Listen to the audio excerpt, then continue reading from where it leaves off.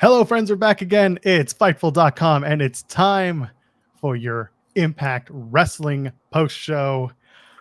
Y'all know who I am. Doesn't matter who I am, but I got my ride or die, my bestie, my favorite co-host. Sorry, Tim. I have Cresta Starr. Cresta, how are you doing? I'm doing really good. What an impact. I'm doing fantabulous, if you will. And Joel, you matter. You matter to me. I love you, Joel. Honestly, you know what? I'll be real for a minute. I had a really shitty day yesterday. I usually don't complain about stuff going on at home, and it's not like at home. Basically, so I live in a 2-bedroom with my wife and my kid. Okay, a 2-bedroom apartment, and this is my office, one of the bedrooms. Okay, we don't have air conditioning. It's not central air, so we have portable units, right? So we purchased portable. I've gone through 2 this summer because the first one I bought had an issue. So I got a new one. New one is working fine. Last night, we're running the one in the regular bedroom where we sleep and our baby sleeps. And then here in the office, I'm running the new one. And about an hour in, boom, all the power goes out. Not that. Turns out this old ass apartment that we live in doesn't have a strong enough current or amperage to support my computer setup, to support the 2 ACs, because both the bedrooms are running on the same circuits. So now I've got to go. I'm sorry. This seems I'm sorry. There are people who are in worse situations than I understand that. I am very understanding of this. So now I'm basically going to run. I'm going to get a 20-foot extension cable, run it to the dining room, and then be able to run the second air conditioner off of that circuit instead of the one in here. It's a big old mess. But it was like dog shit piling on top of dog shit piling. And that broke me. I almost called my mother-in-law. She almost came to get us and take us to their place. They're a 30-minute drive away. It was like a whole thing. And this happened at night. Like, our baby's asleep and we're trying to put him down. And we're like, this sucks. But eventually everything worked out. Can someone get me a beer? Yes, please. And if not a beer, then maybe you can donate a super chat or a humper chat. We'll talk about that in a second. Cresta, please tell me, are you doing better than I am right now? No, but well, everyone, good night.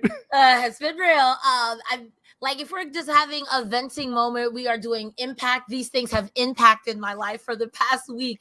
I've been renovating my apartment, to say the least. And it's been stressful because it seems never ending. It's been so stressful. We moved Johnny and Rengar, which are my 2 cats, over to my mom-in-law's house to hang out because what was supposed to be 3 days has now turned into a week and a half. I'm ready to throw myself in a well. Down the well. And speaking of your power issues, I'm seeing into the future. I just recently upgraded my computer too. Now with my 3 monitors, if I turn on my PC and my roommate has his PC on behind me, the lights in my bedroom are like... It's terrorism, but it's okay. You know what? I still got life in my body, got no strings on me, so here I am. And we're here, and we're talking Impact, and that's usually a highlight of my week, to be perfectly honest. Not only because the show is typically good, but also because you and I get to hang out here and hang out with the chat and do our thing. Hello, chat. How are you doing? I appreciate the kind words and the good jokes. Thank you. Please keep them coming. Impact, July 21st. That's the date today. That's the show we just watched. We've talked about this before. Cresta, do you have an out of 5 for this show? What would you give tonight's Impact Wrestling? Tonight was a solid 4 out of 5 for me. I've been saying now for a past couple of weeks that Impact has a theme, and tonight's theme was, if to quote I don't know if he's great anymore, but to quote Road Dogg, "Oh, you didn't know." Oh, he ain't great. If you deny him a job, he'll tell you the other side of it. You know what? I don't like quoting movies, but here I am to quote Scarface. They need people like me to say, that's the bad guy. I'll be the bad guy. I'll do it. But yeah, tonight's episode, 4 out of 5. Everyone, things that you were okay, yeah. But now it's yeah, you didn't know? Yeah, we're doing it. We'll give it to you every ball. I'm with you. It was I really enjoyed the show. It went by quickly. Remember, I looked down at my watch and I'm like, oh, okay, we're at Yeah. the main event already. And when I saw that they were going to give that match about 25 minutes, oh, buddy, I was ready for it. And they absolutely delivered. Shelley and Sabin had a wonderful match. I told you off the air, and I'll say it here. I'm never like a big match guy. Like I love watching the matches. I love watching the everything that goes on, but the storytelling within the match that got me the whole way through. Really enjoyed Shelley versus Sabin. We'll talk about it more, but man, that I don't even know if that was the match of the night, and it was a wonderful match. There were so many good matches tonight, but that's to be expected from Impact. No one's really a slouch in the ring, and those who quote unquote are, you already know it's gonna be super funny. Like your big favorite person, Mr. Swinger Daddy, yes, God. And I have to tell you, having to explain that to my grandma and my boyfriend, I just thought of you, and I was like, Joel, right in the eye one day. Listen, we're going to break down that match, I swear. But first, I want to tell y'all, leave a thumbs up here on this video and keep letting Sean Ross Sapp and the rest of the Fightful team know if you're enjoying this post-Impact show, because we're hearing you. We're hearing the good word, and we're hearing y'all say some nice things, and we appreciate you. Let's keep that train rolling. We love it. Let's keep going. If you want to donate a super chat, you can get your question or statement read on the air. First of all, if you just go to youtube.com/Fightful, and after you hit the subscribe button, hit that $. Any amount will get your question or statement read on the air. We'll pull it up on the screen, do the whole thing. And then we got our Humper Chats. Cresta, tell them about the Humper Chats.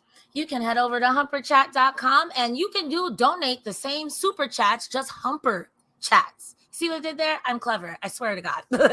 So yeah, we get a little bit more of the donation. We get to continue to do what we love, and we'll also read your comments and questions on air. So go ahead, super chat, Humper Chat. It all helps us. It helps us at humperchat.com. I swear to God, I can read or speak English. It's okay. I forgot to log into the Humper Chats page today, so that's good on me. So let's talk about it. First of all, did you watch BTI? Did you watch Swingman and Laredo Kid this week? I did not, but next week this ends. I'm tired of being embarrassed at the beginning of our show. Next week this ends. I'm gonna start watching BTI, but this time I was trying to be an anime girl, so this is kind of my fault. Listen, man, I'll believe it when I see it. Okay. Next week I got you. Yeah. Okay. All right. We'll see. Okay. I got to tell you, Swingman and Laredo Kid actually had a really good match on BTI.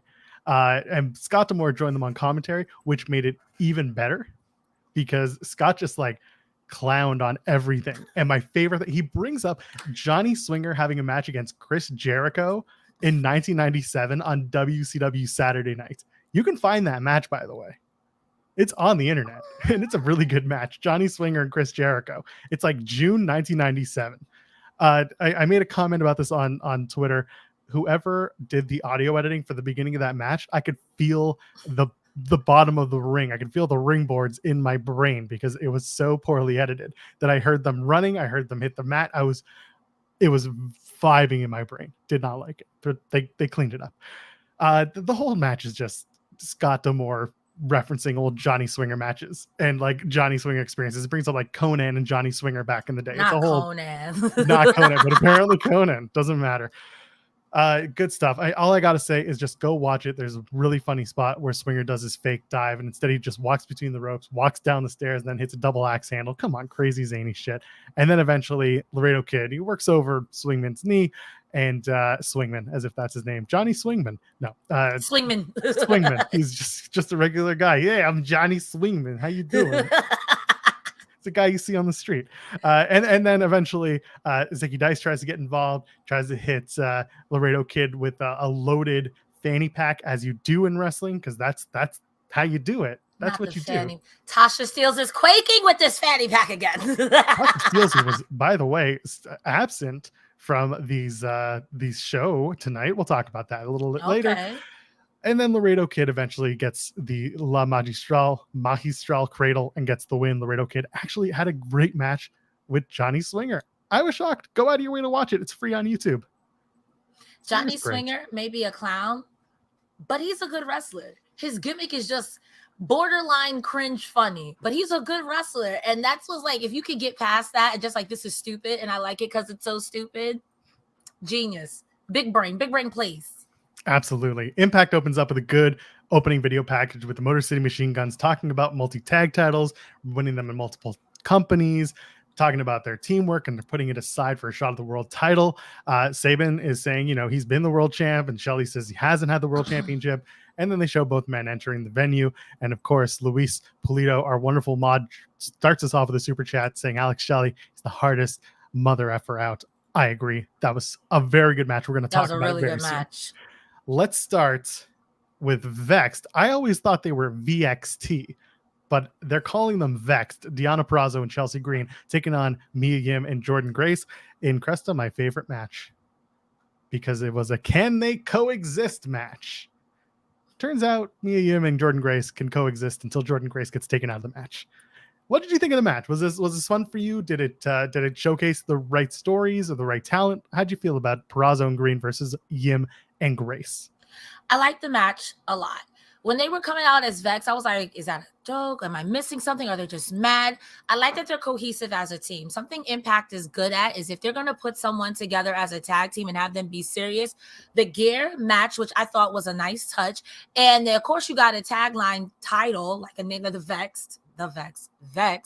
I'm also was like, so does that mean they're going for the tag team titles, which you see later on?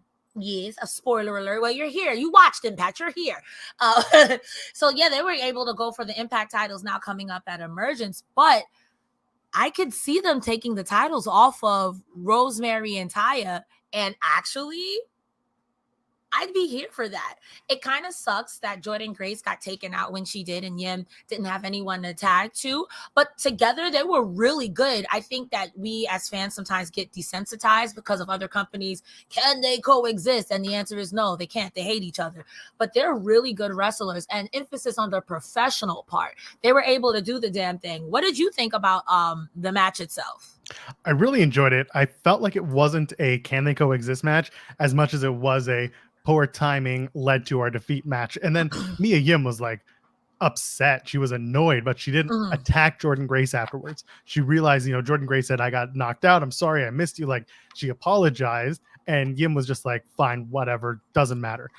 Chelsea Green and Deonna Purrazzo as a tag team is perfect for me. Not only because of the friends in real life, that's great, but the fact that you can get Deonna Purrazzo away from the main Knockouts championship right now. There's so many women in that division that are in need of a shine, or at least something more than Knockouts tag titles, or just showing up and doing something. Like, I wanted more women in that top picture for the Knockout championship. So to see Purrazzo exit and still be in a tag title picture, that's good.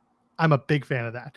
And the match itself, I mean, listen, Chelsea Green is underrated as a performer. Yes, she's so good. Like, my roommate kept stopped. I think he was playing Magic the Gathering. He's like, who is this tall girl? I'm like, that's Chelsea Green. She is so good and so underrated. And I like that, whether inadvertently or on purpose, Deonna Purrazzo is giving her a major rub, a major elevation, and she deserves it. Chelsea Green is so good. And in my mind, I'm fantasy booking this, but I want her to versus Britt Baker in some way, because I think she could beat up Britt Baker and I would laugh the entire match. That's just my fantasy booking. I'm done.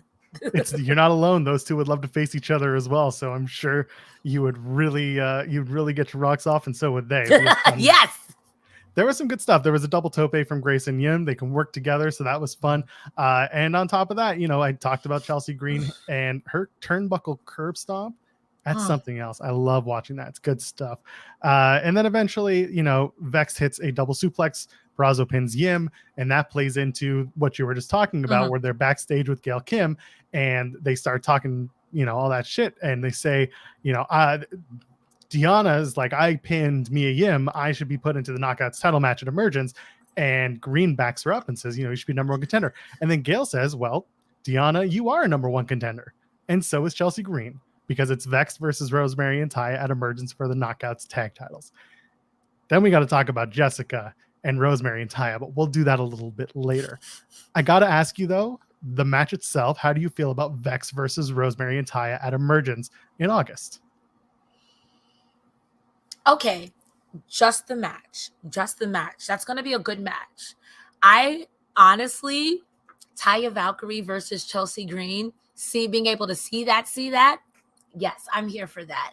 But I cannot act like what's happening outside of the match, especially for Rosemary and Taya Valkyrie. Like, that's not going to play a big thing to it. Because for weeks, we were like, what's going to happen when Havoc comes back? Does she get ousted?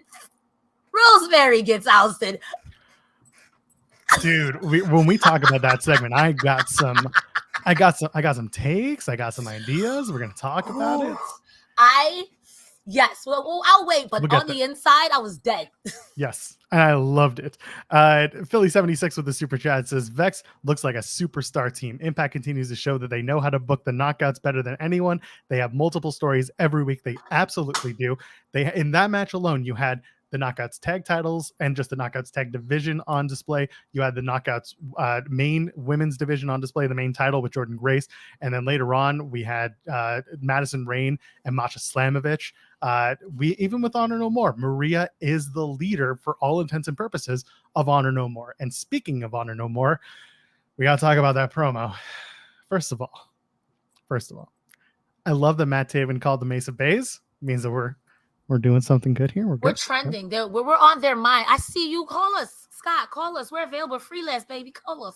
Team Joe, call us. I'll see you soon, Scotty. I promise you I will. If you just give me a call, we'll talk.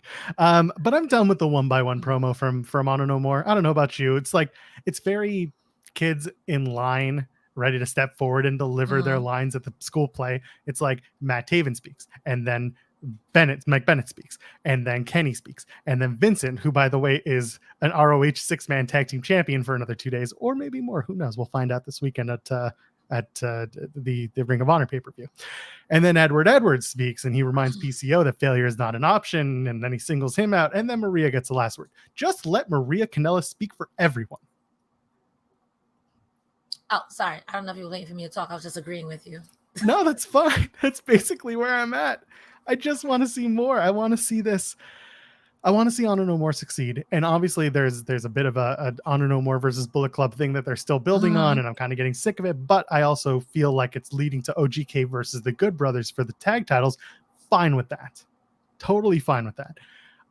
I'm sick of the promo style. I'm sick of them hanging around the water cooler, each getting ready to say their lines, and that's it. You already know how I feel about Honor No More. I think it's time for Honor No More to be no more. I actually didn't mind this promo. With the way that things are going, I was like, okay, they'll probably be Ace of Base tonight because they're cheaters and they cheat. That's what they do. And I liked how Kenny King was like, Keith, if you keep interfering, I know you got kids. One of these kids is not going to have Christmas. I'm like, oh, so we really getting violent, Heath. Don't mess with all 20 of that man's kids. Don't do that. So I was like, okay. But then later on, they lost. So I was like, so you're going to blame PCO for this one? Because it was literally Maria. Or are we finally going to break them up? Like, what's happening? Well, I was giving you the hope, the benefits. Like, okay, maybe, like you said, maybe you guys versus the Good Brothers. Okay, work. I can understand that. But then you lost. What's happening here? Right? What is happening here? Like, it ain't great. Yeah.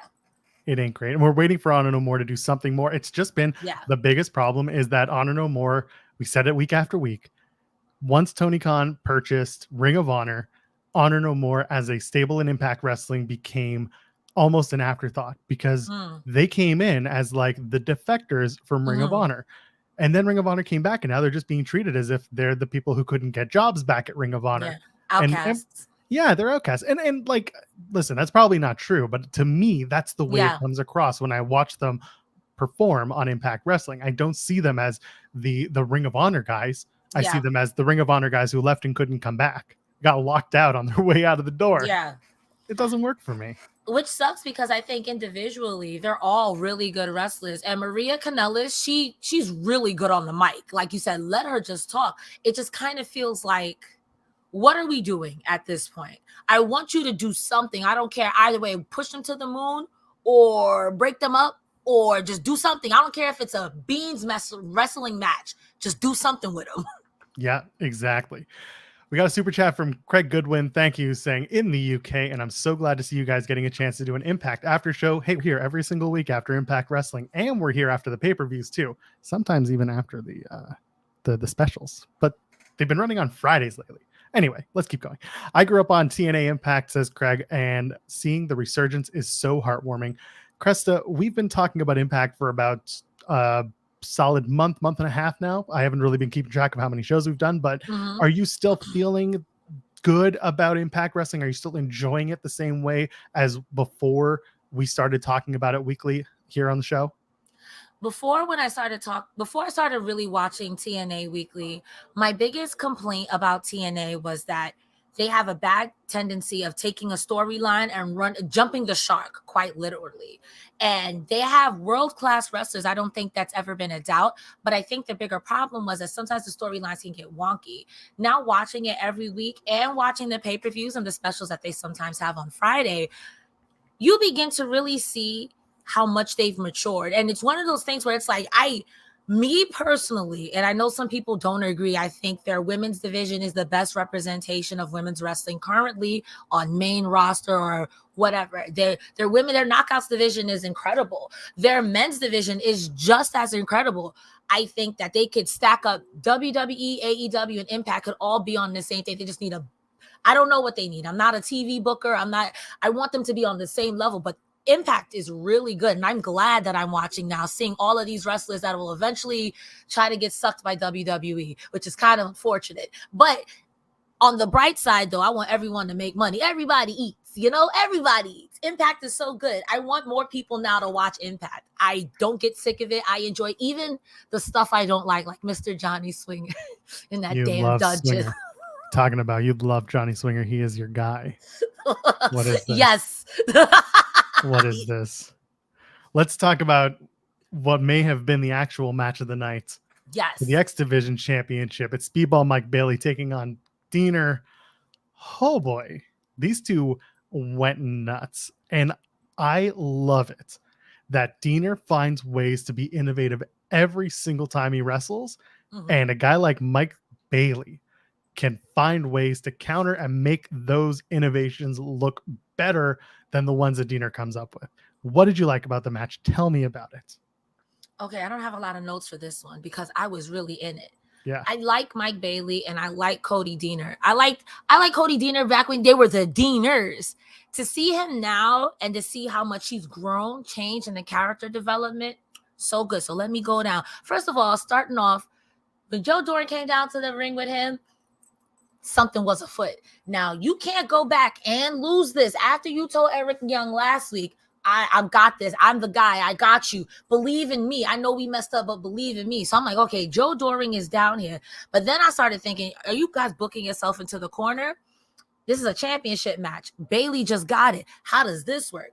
Of course, Deanna's cheating with the eye poke, which eye pokes get a cheap pop out of me every time because I don't care. It's the best. But when Joe Doring took out Mike Bailey, I was like, are they really about to take it off of him? Is Violent by Design about to have a resurgence? And then when he lost,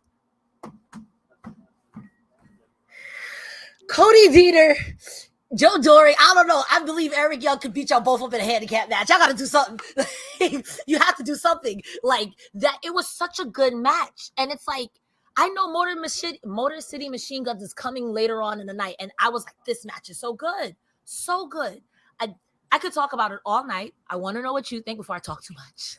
So you mentioned Doring taking out Speedball, and that came right after Deonna does the apron spot where he pulls the ring apron open and Bailey kind of slides into it and gets himself stuck. Referee gets Deonna away from it as Bailey frees himself, and then Doring levels him. It looks really good, and I really enjoyed that little bit. It made it, you get the odds stacked against you. It was really good. Speedball's kicks, man, they are just so crisp, and he doesn't get gassed. If you ever try to do that at home, just try kicking air. You will be sucking wind in minutes, but this guy keeps going. And then, you know how he follows it up, Cresta? There's a twisting shooting star press. Bro, he was kicking Mike Bailey, he was kicking Deonna so hard. I was like, yo, afterwards, I would have to fight you. Because I felt that in my home. I was like, oof, stiff as a horse. This is what I love, though. This is a little bit of personality coming from Mick Bailey. They do the kicks, and then he misses when Deonna fakes him out. And then Deonna kind of pops up, and Mike Bailey has him scouted and says, hello. go, and then just kicks Deonna in the face. And I was just on the floor. I had a good laugh over that. Again, talking about innovation, Deonna hitting a flipping neck breaker through the ropes. I loved it. And then Speedball following up with a naughty springboard moonsault to the outside. Really, really good stuff. And then they do the coast to coast to the face, the ultimate weapon, and Mike Bailey retains in a very entertaining match. I really enjoyed it. Anything to add to that? I want to say that Impact's X Division is so good. And maybe it's the nostalgia in me of thinking about the cruiserweights, your Dean Malenko's, your Eddie Guerrero, but everyone in that X Division is a workhorse. They, even in that match, when Speedball was trying to do the flips and the kicks, Deonna then was targeting his neck, targeting his knee. So you couldn't do these things. And if I put you in a submission, you're definitely going to tap. Their X Division is always on point because you think you're getting flips, no, you're getting submissions. You think you're getting submissions, no, you're getting flips. So good, so good. Match of the night. I love the last match, but this 10 out of 10 would recommend. Yeah, very good match. Go out of your way to find it. Bailey and Deonna, I was excited for it when it happened. I was excited for it before they even got to it. I knew something was going to be good, and it was. And then they do the Ric Flair moments, and there's Sting's there. I like Sting, Joker Sting, and TNA. It was wonderful. It was the best. Anyway, we don't have to talk about the Ric Flair moment, but instead we can talk about Ric Flair's last match. And by us, I mean this guy. Here we go. Let's talk about Ric Flair's last match. If you're here, you like pro wrestling, and StarCast 5 is capped off with an incredible card for Ric Flair's last match on July 31st. And that's after the actual convention on July 29th, 30th, and the 31st in Nashville, Tennessee at the Nashville Fairgrounds. But listen to this list of talent. Josh Alexander, Jacob Fatu, Motor City Machine Guns, The Wolves, Rachel Ellering, Deonna Purrazzo, Jordynne Grace, Killer Cross, Harry Smith, Ray Phoenix, Bandito, Clark Connors, Laredo Kid.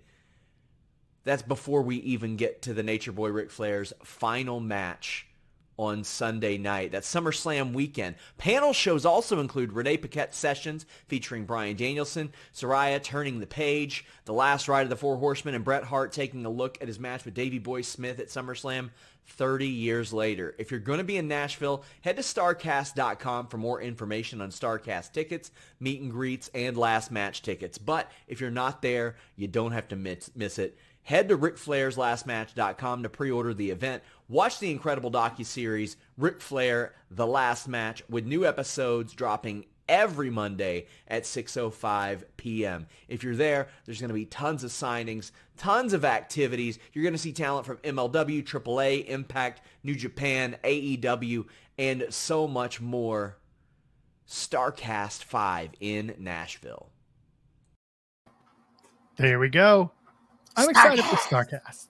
You know what? I Motor City Machine Guns, Josh Alexander, Laredo Kid, Jordynne Grace, a bunch of Impact stars that we've seen and talked about plenty of times on this show and have watched on Impact. And then, of course, you've got so many other wrestlers and stars that are going to be part of StarCast weekend and Ric Flair's last match. Again, that show, Ric Flair's last match, is going to be a lot of fun. I'm legitimately excited for it.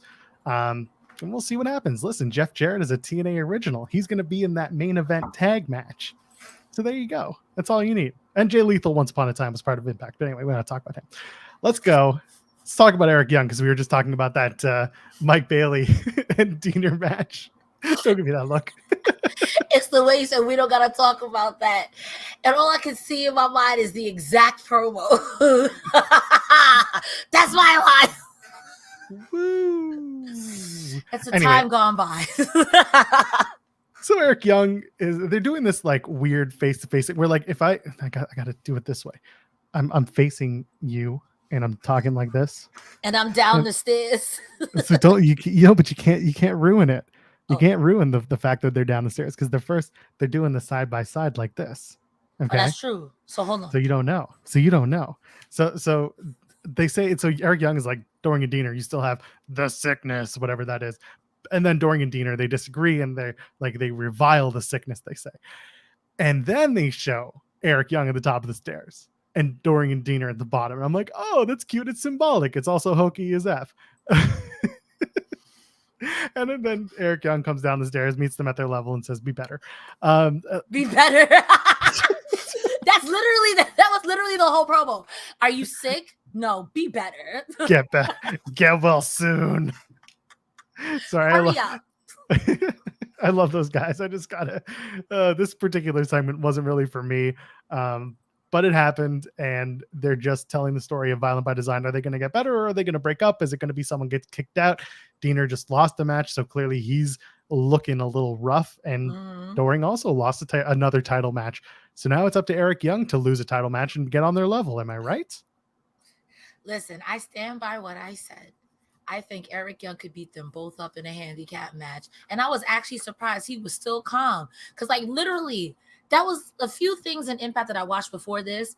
Eric Young literally terrorized Diener for weeks. Weeks. So now you being nice? Okay. Maybe you got the sickness. Either way, I'd like to see that match. I'm going to watch. I'd like to see everyone here leave a thumbs up on this video and subscribe to us here, youtube.com/Fightful. Madison Rayne gets the shit kicked out of her by Masha Slamovich.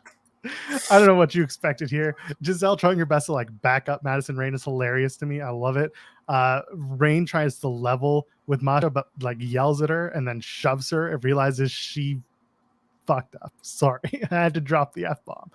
Masha rips off the protective mask and choke bombs. Rayne, and then Snowplow 1, 2, 3. It's over, and then Giselle Shaw is next, of course. What do you want? What do you think of the match? Do you have anything to add to this thing? My notes when I wrote who was the next match, I literally wrote LOL. Like how the commentary said, "Listen, no matter what Madison Rayne says, she is medically cleared to compete tonight." That's right. Sis, like you could JBL it, run up the ramp. I mean, you could have did that, but she was gonna get you anyway. And Giselle Shaw, what happens now from Masha after you've done muckalized everyone around Giselle Shaw? So I have this written down. So here's I have two questions. Well, one's a statement, the other one's a question.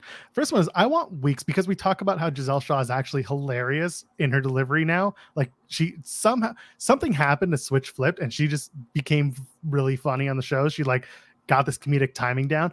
I want to see weeks of Giselle Shaw ducking Masha Slamovich with the dumbest reasons. Like what stupid reasons could you see Giselle Shaw using to duck Masha Slamovich? I have a hair appointment. I have to go see my mom. That's funny. And let me tell you why that's funny. In this moment, just reminded me of something completely off topic. Give me 2 seconds and I'll give you the world. What was that? A 10-10 wins thing or whatever?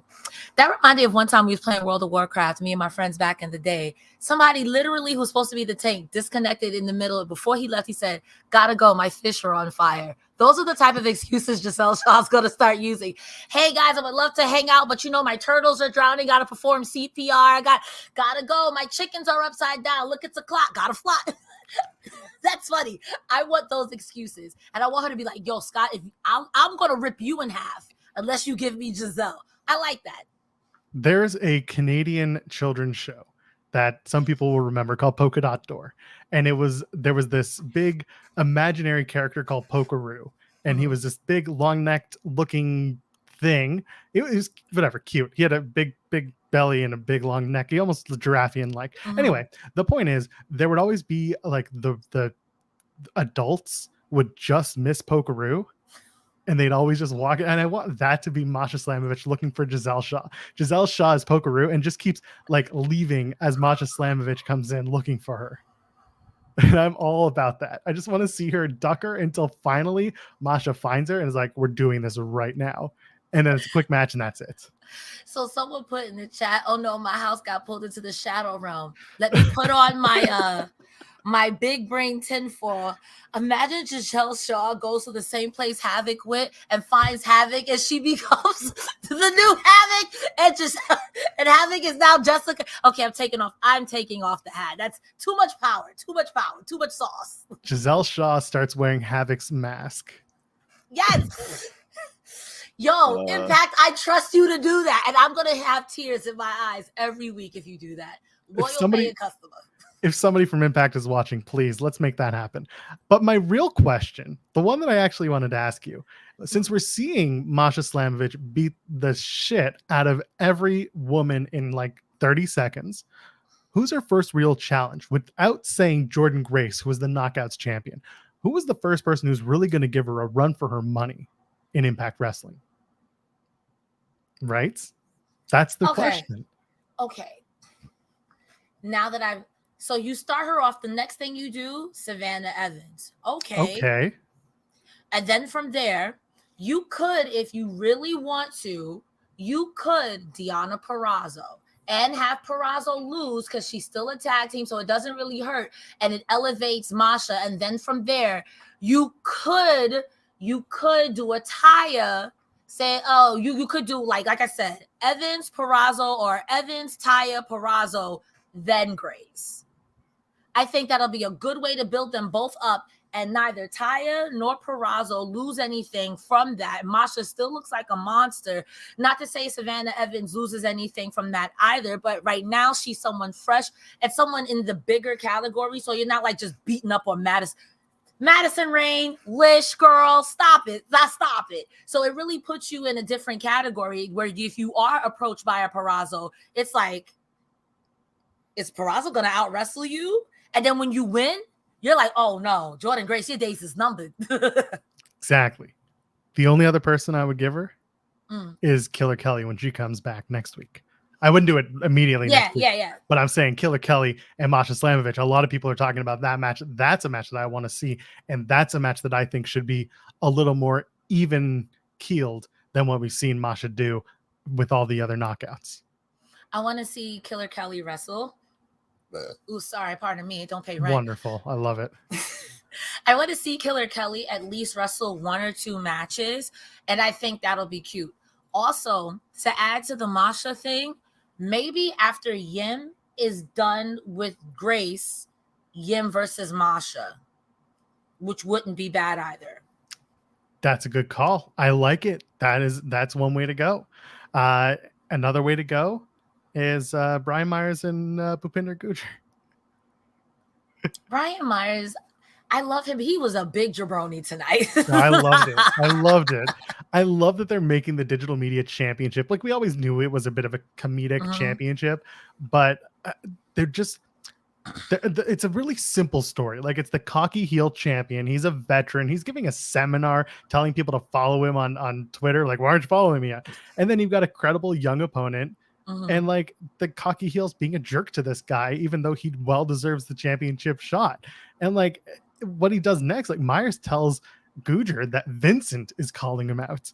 And then he goes, sets up a match between Bhupinder Gujjar and Vincent before Gujjar even gets like a word in edgewise.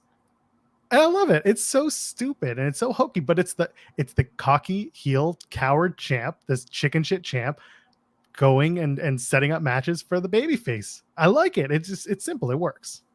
Do you think that Gujjar and I literally just forgot his name. Brian Myers or Vincent? Thank you. No, Brian Myers. Do you think they have a match at Emergence for the Digital Media Championship? I don't see why not. If anything, it'd probably be on the pre-show. Okay. Simple, easy match. It's a good match to have, and it gets Gujjar more reps. But I still think that Bhupinder Gujjar shouldn't get a championship match until he gets his blue check mark on Twitter. I really think that should be. Brian Myers should like just keep harping on. Like go to Scott. Does Brian Myers have a blue check mark on Twitter? Yes, and he makes a whole thing about it. I don't have a blue check mark on Twitter. I'm working on it. Apparently, if you live in Toronto and you're not like the top 5%, you don't get shit. It's just go follow me on Twitter, I guess. Maybe don't. Follow Joel Pearl. Easy. You see at the bottom, Cresta the Starr, Joel the Pearl. There. Joel the Pearl. No, it used to be the Joel Pearl, and then I changed it. I got the name because the other guy is a real estate agent from North Idaho. Really nice guy, by the way. He's not a wrestling fan, but Joel Pearl, the other guy in Idaho, appreciate you. You're a good dude. Come on, Pearl, twinning him. Oh yeah. Anyway, I Gujjar and Myers, it's just a simple, silly story, and I like it. This particular segment, it was fine. The whole like, why Vincent? Why does it have to be Vincent versus Gujjar? Why can't it be literally anyone else? I guess Heath is gonna beat the shit out of Vincent again. Is that what we're doing? Like, what do we do? What's the point? Even if Vincent may or may not lose, PCO could be lurking in the shadows.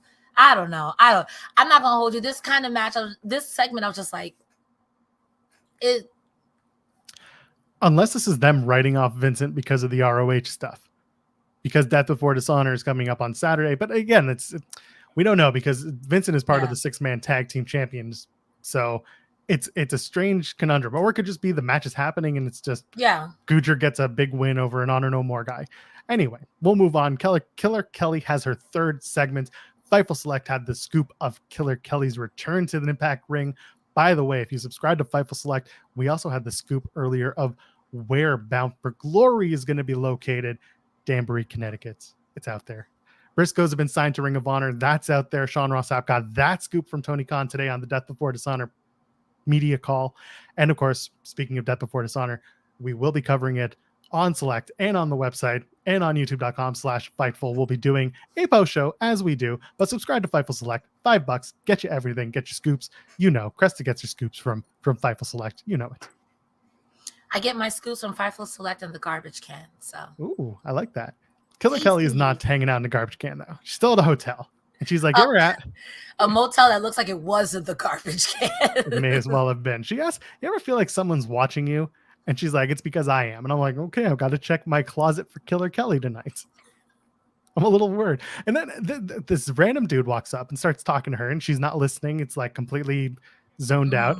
And like, I get it. Normally when people walk up to me and talk to me and just womp, womp, womp, womp, it's like the Charlie Brown teacher. Womp, womp, womp, womp, womp, womp. I got nothing. So basically I don't listen to people. I'm sorry. And then Killer Kelly says, people just don't know when to shut the fuck up. That is some of the best advice. If nothing else in this life, learn when to shut the fuck up. Right? And then they flash Killer Kelly next week across the screen. And I'm just like, that's perfect. That's the way to end that segment. I don't got to explain shit. Shut the fuck up. Exactly. And then let's go move on to the Honor No More versus Bullet Club. It's OGK versus Ace of Beys.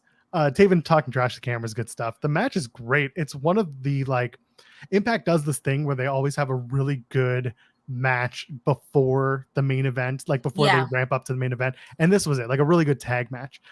Ace of Beys gets the shine. They get the win as well because Heath comes in, hits the wake-up call on Matt Taven, and then Ace Austin hits the fold on Mike Bennett, gets the win. Rhea gets involved. Everyone gets involved, blah, blah, blah.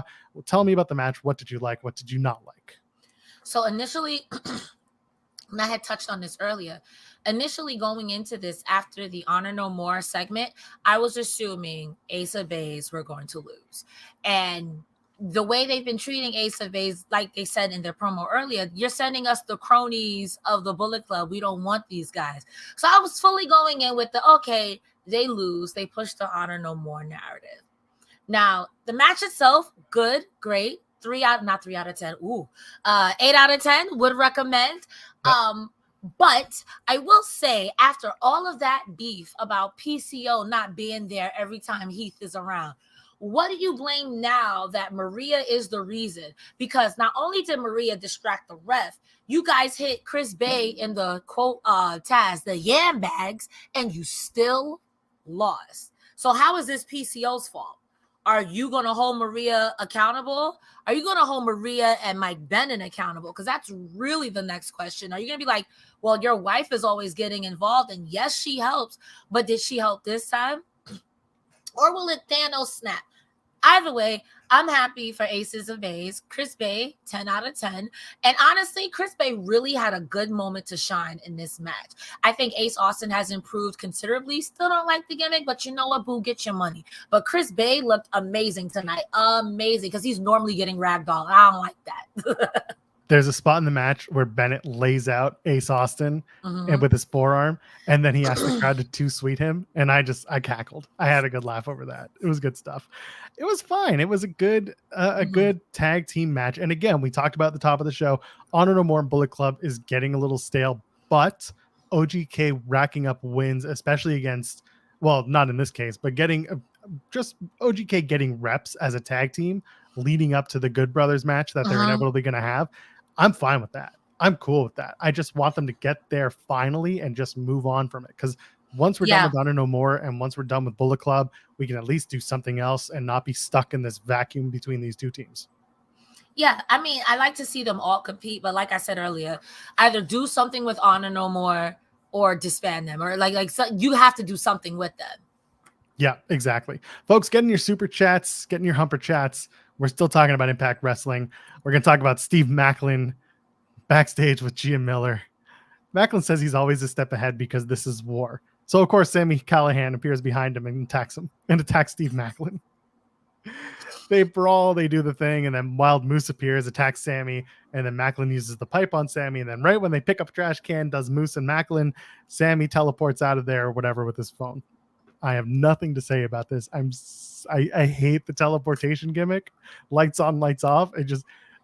I please stop the lights on. I just watched it last night too. I'm watching it on every show. Please stop. Please stop. Please stop. I liked it. I'm out. Good night. I liked it because Macklin's like, I was born for this. I'm not afraid of Sami Callihan. Lights off. For Haas, I was like, it's the commercial. And when lights came back on, like Sami said, you better be afraid. Now, I've been putting on my fantasy booking hat a lot, so I'm gonna put it back on again. Yes, please. When Moose came out and was beating them all up, and when Maclin and Moose jumped Sami, I was like, okay, but is Sami Callihan gonna get beat up alone? Nobody likes Sami Callihan. What about OVE? They're not gonna. Do those guys still work here? One of them is probably never going to be seen again, but one of them could show up again. We'll just leave it at that. Let me go off, and I need to know the lore because I remember it was like a 3-man group, and then it was just Sami. Yes. We can talk about that later, or you can just do a little bit of Googling and figure it out. Rosemary, Taya, and Jessika are backstage. This is a segment that I absolutely loved because it was just silly shit and we were waiting for it. You and I talked about this. Where does Havoc fit in? Well, it turns out Jessika is where we're trying to fit in, and Rosemary might be the odd person out, but maybe not. So the whole thing is they're backstage, and Rosemary tells Jessika to put on her Havoc mask, and Jessica's like, no, this is ugly. What the hell is this? And then Rosemary's like, well, this is what you wear to battle. And Jessica's like, battle? Wait, I have an idea. She walks away. She's like, this is like Game of Thrones? And she just walks out. Taya, meanwhile, she's like, this is like what happened with Su Yung and Susie. And Rosemary's like, yeah, we had to hang her. And I'm like, Jesus. She's not wrong, though, Rosemary. Like, it's true. Like, it's true. That's what happened. But I'm just like, wow, you went back there. Anyway, Jessika comes back. She's wearing a mink stole and says this is her battle coat. I'm surprised she didn't say winter is coming, but there's plenty of time for that. And then Jessika and Taya are like besties now. Are we wrong? Like, is it going to be some, or is Jessika going to snap and beat the shit out of Taya Valkyrie sometime? I don't care because I am here for it. Because it could go one of few ways. You could say, you know what? Now Rosemary's ousted. Because when she put on that fur coat, it gave me big Taya Valkyrie, which used to come out to the ring and be like this. Frankie Monet, it gave me that. I was like, she still does it. Like, she still does it. Shitting me right now. That's so dumb. But I was here for like, damn, Rosemary's gonna get ousted, or she's like, I don't want to wear this ugly stuff. And then one day she goes to the ring, like, I don't know if you've ever seen this. I'm revealing my age here. I don't know if you remember the movie Addams Family Values when they brainwashed Wednesday and she was super happy until the play, and then she went back to being crazy. That's what's gonna happen. Mid-match, Havoc is like, tight, and then just choke her. And that's what I think. I think it's gonna be, or it's gonna be that Rosemary like kind of gets over it and starts wearing mink stoles herself, but she secretly hates it.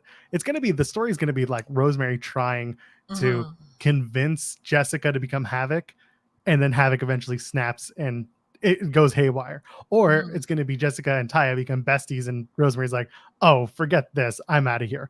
And maybe she goes to the Shadow Realm or the Undead Realm and becomes, you know, Courtney Rush or something like that, you know, does her other gimmick, does Rosemary. Who knows? It could be something different for Rosemary too. Maybe it's time to change up the Rosemary gimmick.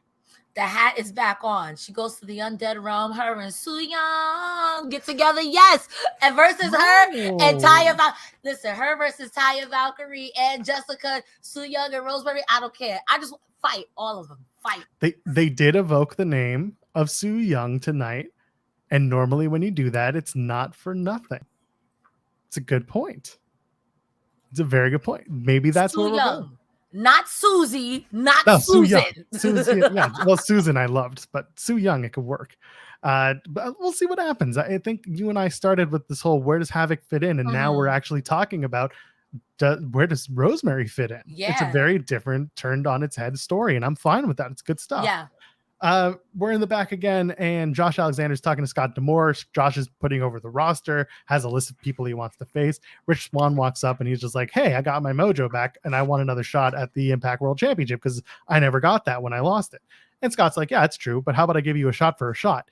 And they're going to do Rich Swann versus Kushida next week, which I heard when they announced the match, and I was like, this would be a good match, but it's not what I wanted. Either way, Rich Swann versus Kushida, how do you feel about it? Are you looking forward to it? Is this something that gets you pumped up for the idea of maybe Rich Swann moving back into the World Heavyweight Championship scene? I like Rich Swann. And I'm not saying I'm not trying to shit on this man's anything. But I feel like as good and as competitive as it would be for Rich Swann versus Josh Alexander, I don't want Rich Swann to lose like that. Does that make sense? Like, Yes. I don't think he'll go over on Alexander, and I don't think neither of those men benefit. And I like Kushida, but I don't want to see Kushida versus Swann, not because it's not going to be a good match, but because I want both of them to win. And I know not everyone could win in professional wrestling, but I like, yes, I trust Impact to do a good finish, whatever it is, no matter win or lose or a draw or whatever the case may be. But it's one of those things just like, I know it's going to be a good match, but why? I don't want either one of them to lose. Yeah, so. I hear you on that. What if, I don't know, what if you team up Rich Swann and Kushida instead? They don't have to go for the tag titles immediately, but what if you give them a little tag run? Why not? Against Kushida who, though? Oh, that's the question. You got to find some people to go against, and if it's going to be, I don't know, Honor No More. Yeah, I know. That's where I stopped myself. I don't know. Either way, Rich Swann and Kushida, the match is going to be great. They're doing that next week. They're also going to do Edward Edwards versus Ace Austin because we can't get out of the Honor No More versus Bullet Club bubble. All right, fine. And Killer Kelly makes her debut. Emergence, by the way, they added in Bandito versus Ray Horace. And I was like shocked because Ray Horace, I don't think he's been on TV or like performed as Ray Horace in 2 years. I have no idea who that is, so I'm excited. It's AAA. It's a AAA wrestler. And then Bandito. Bandito's Bandito. If you don't know who Bandito is, he's a former Ring of Honor world champion.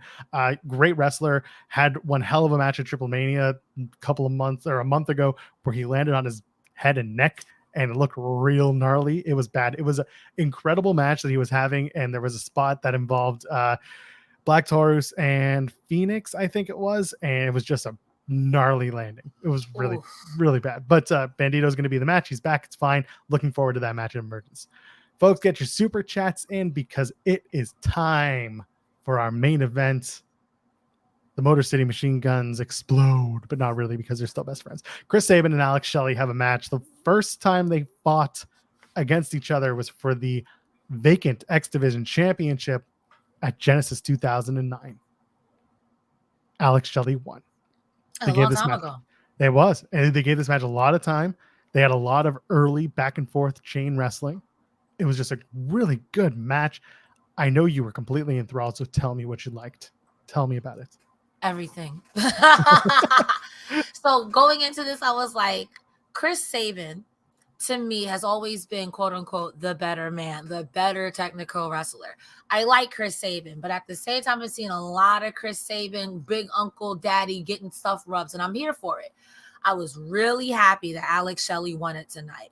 The match itself was one of those things where it's like, it really could have gone either way from, I really wrote no notes. And that's the worst part, because now that I'm being told to recite what I like, my mind is drawing a blank. I remember when they were throwing each other. I remember off the top rope, the last couple of thirds with the, is he going to tap? Not tap. The 2 count. The whole match itself was good. And what I really enjoyed the most is at the end, there's no animosity. Just two guys who are like, listen, I want to wrestle. You want to wrestle. Let's wrestle. He could have cheated, but he didn't. And he just really out-wrestled Chris Sabin. And that's not something you hear a lot of people say. He really just out-wrestled Chris Sabin. I loved that Sabin went after Shelley's head and neck. I love that Shelley went after Sabin's knee. Did I say that right? Shelley went after Sabin's knee. Sabin went after Shelley's neck. There are two S's. It always messes me up, but I like it. And they did some really, again, innovative stuff. Shelley at one point pulls Sabin's knee in close to tie him up with his arm and pull it close as if he's trying to hyperextend it. Really good stuff. And then Sabin gets pissed off and he starts kicking heads because that's just what you do. You're talking about the last couple of minutes.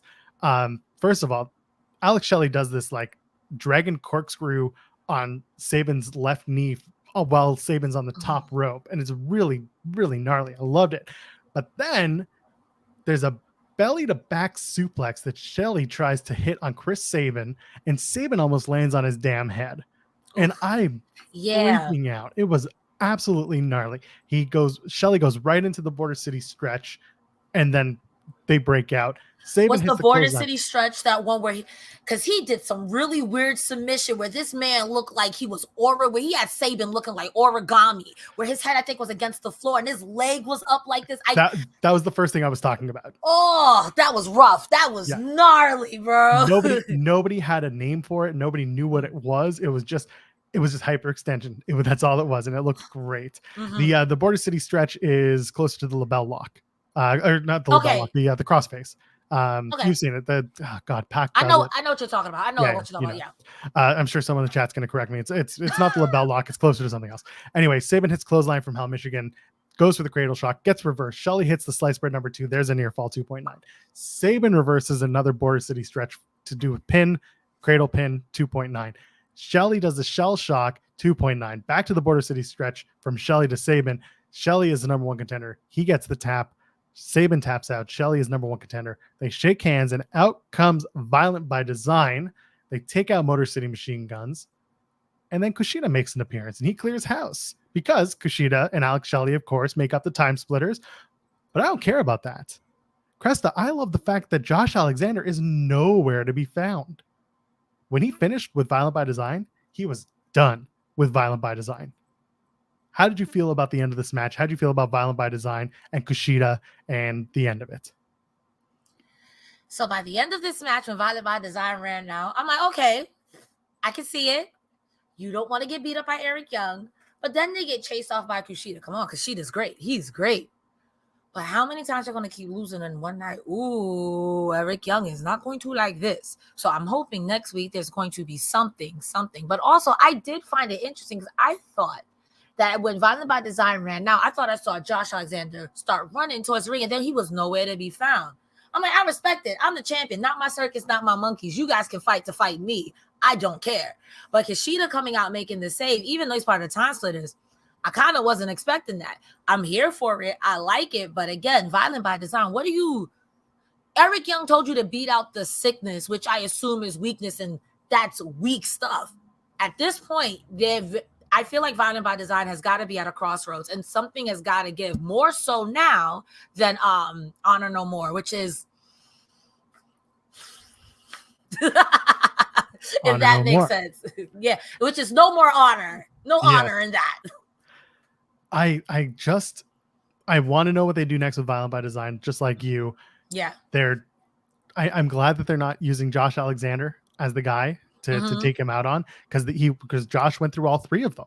He beat all 3 of them clean, no less.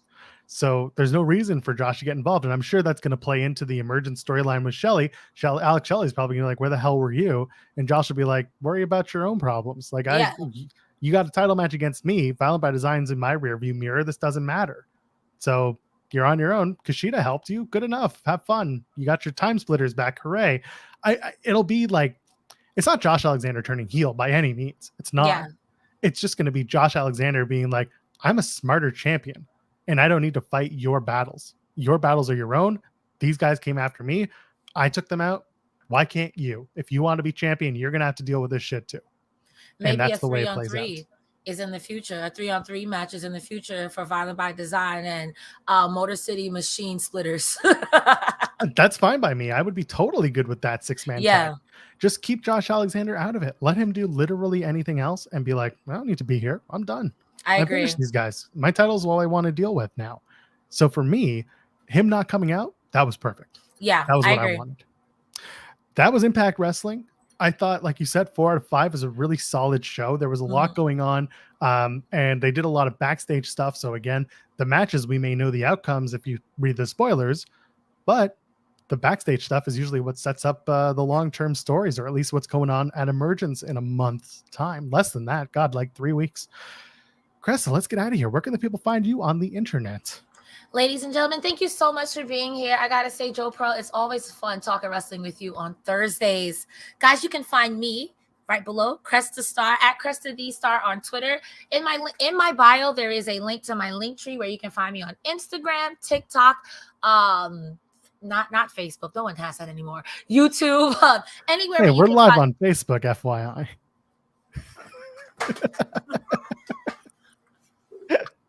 Well, I don't have Facebook anymore. All right, it's me. I'm sorry, Facebook. Don't unfollow us. We love you. We love you, Mr. Zuckerberg. But yes, anywhere where you can find Cresta Starr, and anywhere you can't, it's Cresta the Star. Where can they find you, Joel? Oh, I'm easy to find. I'm at Joel Pearl, JoelPearl. I'm also over on Fightful Overbooked at youtube.com/Fightful Overbooked. Got some stuff coming to Fightful Select soon. So go ahead and subscribe now because it's the best $5 you'll ever spend. It's not just scoops. Man, there is a ton of content that goes up there every single day. Video, audio, reading, writing, the whole 9 yards. Get involved. Go hang out with us, FightfulSelect.com. Let's get out of here. Ladies, gentlemen, friends.